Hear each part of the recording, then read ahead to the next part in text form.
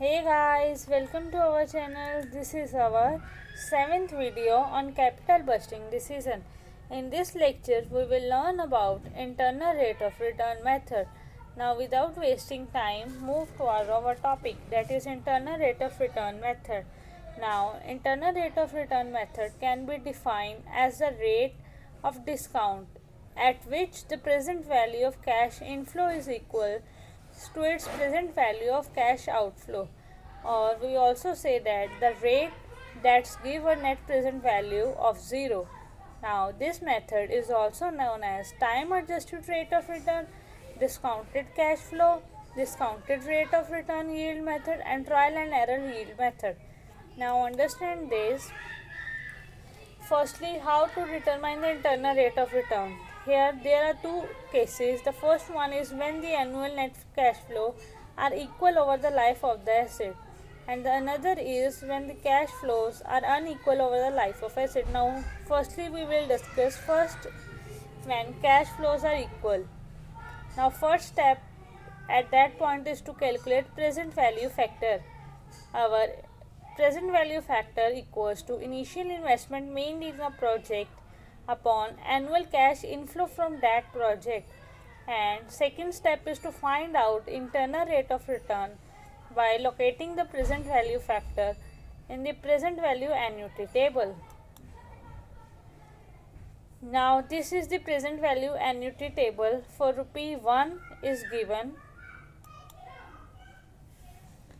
Now understand this with the help of example. Our initial outlay or investment in the project is 50,000 and the life of the asset came out to be 5 lakh, and its estimated cash flow is 12,500. Now present value factors came out to be initial investment upon annual cash flow, that is 50,000 upon 12,500, it came out to be 4. Now we need to choose that figure who is nearest to the 4, and that figure is also is in the 5th year. Now see here, 5th year 3.9927 is more nearest to the 4 rather than 4.1002. So at 8% return rate, we choose that internal rate of return in case of annuity table. Now consulting present value annuity table for 5 years at present value of factor 4, our internal rate of return came out to be 8% approx. But this is not the exact one. So for getting the exact amount, we need to calculate it by unitary method. At 3.9927 we get 8%, and for 4% for annuity value we get 8.0146. Now when the annual cash flows are unequal over the life of the asset, here we apply hit and trial method. Now first step is to take a trial rate. This is the rate based upon assumptions. Now calculate NPV at the above rate. If NPV is positive, then apply higher rate, and if NPV is negative, then apply lower rate. By repeating efforts, find two trial rate, one having positive NPV and another having negative NPV. Actually, internal rate of return fall between these two trial rates. For finding out the exact internal rate of return, formula is used, and this formula is internal rate of return equals to lower value or lower rate plus NPV at lower rate upon NPV at lower rate minus NPV at higher rate into higher rate minus lower rate difference. Now third step is to take the decision. In case of independent project, select that project whose internal rate of return is higher than minimum required rate of return, and the reject that project whose internal rate of return is lower than the minimum required rate of return. And in case of mutually exclusive project, select the project with higher internal rate of return. Now understand this with the help of example.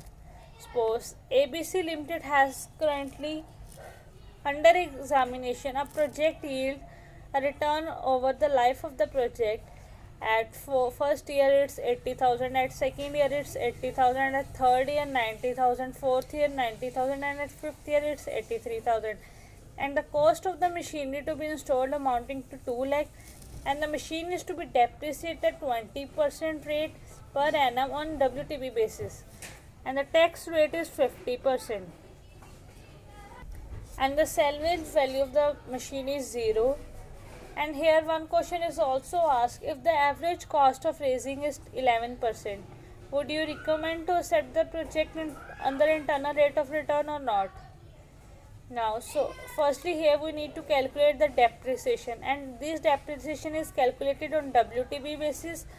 On this, our at fifth year our asset value is came out to be 65,536. And now we calculate cash flow. By gross yield, we deduct depreciation to calculate earning before tax. And 80,000 minus 40,000, it came out to be 40,000. 80,000 minus 32,000, it came out to be 48,000, and so on up to fifth year. And after this, after calculating earning before tax, we deduct tax from it at the rate of 50%, that is already mentioned in the question. 40,000 minus 50%, it came out to be another 50% as earning after tax. And if you remember, in cash flow we need to get earning after tax but before depreciation, so that's why we need to add here depreciation again. In earning after tax we need to add depreciation. In that case, our earning after taxes came out to be 20,000 and depreciation is 40,000, and cash flow came out to be 60,000. Until here 540, 81,920, it came out to be 82,460. Now, next step is to choose that rate arbitrarily, where our inflow is equals to its investment. We made an investment of 2 lakh in the project, and by applying 12% rate, our present value of cash flow came out to be 2,21,140. How we calculate present value of cash flow? Our cash flow is multiplied with present value factor to calculate the present value of cash flow. At 12%, we calculate this by multiplying this with this, and similar with the 13%, and up again with the 14%. Here we see that as our rate is increasing, our difference to 2 lakh is decreasing, and we need to calculate that amount where our inflow is equals to investment, that is 2 lakh. Now at 15% rate, it's again more than 2 lakh, and at 16% it's also more than 2 lakh, and at 17% it's less than. Now we need to find that rate where that lies between 16% to 17%, where our investment is equals to 2 lakh. Now internal rate of return equals to lower rate, that is our case it's 16%. Now here we need to see rate which is lower, not the amount which is lower. And NPV at lower rate, it came out to be 121, and at lower rate NPV plus higher rate NPV, this is the difference from the 2 lakh. How much is higher and how much is lower, and the difference between rate, that is 1%, and our internal rate of return for 2 lakh is came out to be 16.025%. Now the question he asked that the internal rate of is higher than the average cost of raising capital, that is 11%, so we accept the proposal.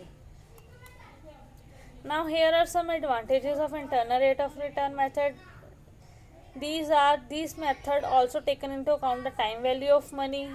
It taken into account cash flows of the project over the entire life, not for the certain periods. So it also shows the true value. It helps in achieving the objective of maximization of shareholders' wealth. Now here some disadvantages are also. It is difficult to understand it make and more difficult method of evaluation of proposal. Now result of NPV and internal rate of return method may be differ when the project under evaluation differ in size, life and time of cash flow. Now this is our today's topic, and if you understand it, please like, share and subscribe my channel. Thank you.